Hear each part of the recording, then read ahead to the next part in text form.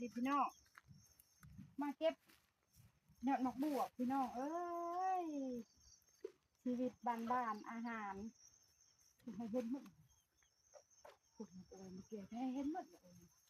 ชีวิตบ้านๆพี่น้องเอ้ยมาเด้อมาเด้อใครอยากเด้อใครอยากมาเก็บน้ำไม้เท้าเด้อพี่น้องอยู่ให้อยู่หน้าคือเก่าพี่น้องเอ้ย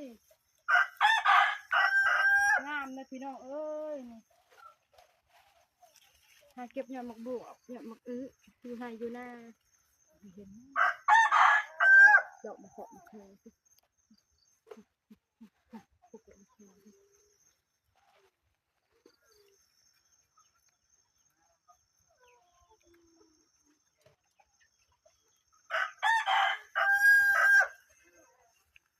มาคือเราทำอะไรกัน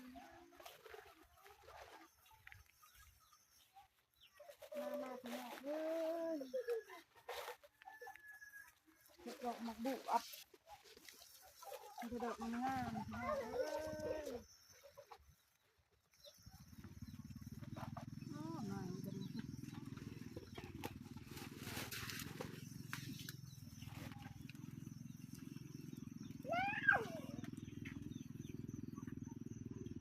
ดอกมะแค่ก็มีพี่น้องพ่อเลยมันเป็นกระดิ่งยาว